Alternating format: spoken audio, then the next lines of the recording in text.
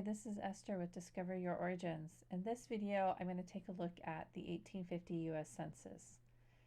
The 1850 U.S. Census was a pivotal shift in how the census was taken, and genealogists will be forever grateful. This was the first census in which all the names of the members of the household were recorded. And the 1850 U.S. Census is key to interpreting earlier censuses tally sheets. So let's go to the National Archives page and see what we can learn there. This is the 7th census since 1790 that was taken, and the official census day was June 1st, 1850. However, there were a few states that took a bit longer and went into 1851. California, Oregon, Utah, and New Mexico took a bit longer.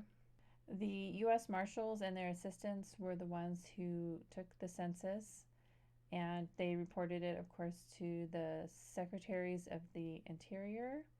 And this was also a year that they appointed a superintendent of the census. The official census day was June 1st, 1850, and for the most part was finished in about 5 months. However, Congress extended the census into 1851 for California, Oregon, Utah, and New Mexico. The census was administered by the U.S. Marshals and their assistants, and they did use pre-printed forms. The census tabulation was reported to the Secretaries of the Interior, and this year they also had a superintendent of the census, J.J.B. DeBow. So the questions asked on the census were different than previous years. Previous years they were just simple tally marks, numbers of the number of people within a certain age range. Instead, they changed the census to record the name of every person who was in the household. And they were supposed to record the person who was in the household on the first day of June in 1850 within that particular family. They recorded the house numbers, so they gave every home a house number, and they recorded the homes in the order that they visited them. And the families were also numbered. And so sometimes you may see a house number that's different from the family number. They recorded ages, sex, color, profession, the value of the real estate, place of birth. There was a tick mark for whether they were married within the year, whether they attended school, whether they could read or write, and whether they had a disability like as deaf or dumb, blind, so on. There was a second schedule for slave inhabitants because slavery still existed in 1850. Unfortunately, there wasn't as much information collected.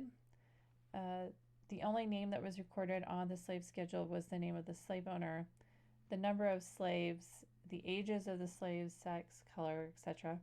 So while it may not be as useful, you can still use this in African American research if you can identify who the slave owner was. The National Archives has an example of the 1850 census forms that you can print out and use when you're transcribing your own information. So most all the states were included again. The slave schedules were only used in states primarily that had slavery. There was some exceptions for some territories, even though they weren't necessarily considered slave states. So for example, Utah recorded 26 slaves. So it's worth checking if that's your area of research. Utah became a state in 1851, and so that's why the census was extended for Utah so that they would be included. And again, West Virginia was part of Virginia still. So there are a couple of places that are missing. There are no schedules for Contra Costa, San Francisco, or Santa Clara, California.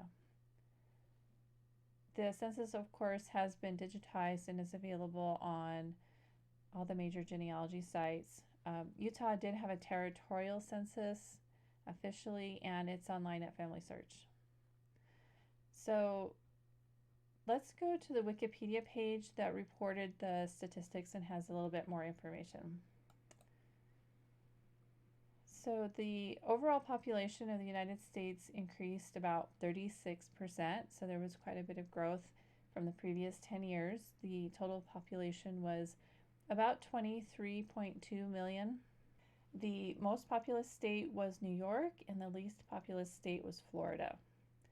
So while there were two population schedules, there were some additional questions that were included. So these are listed here on the Wikipedia page. So there was an agricultural schedule, a manufacturing schedule, international trade, a federal debt, taxation, transportation and communication, education, land, and so on. So there was quite a bit of information that was collected outside of the population schedule that was then used to kind of really take a good look at the overall economy of the United States.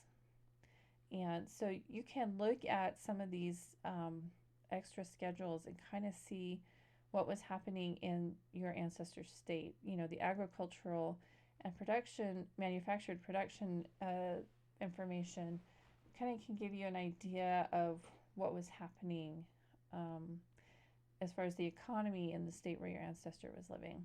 And they are interesting to look at. They won't necessarily reveal any particular information about your ancestor, but just give you an overall idea of how things were.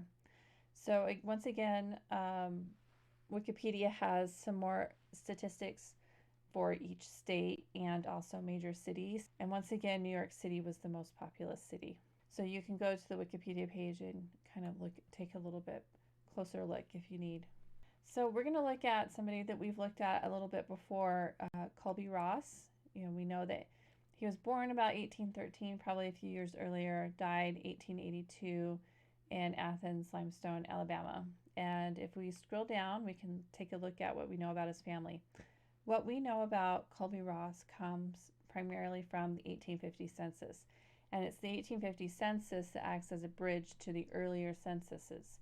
And this is how we got the name of his wife, Michael, and the names of his 4 known children, because they were listed in the 1850 census.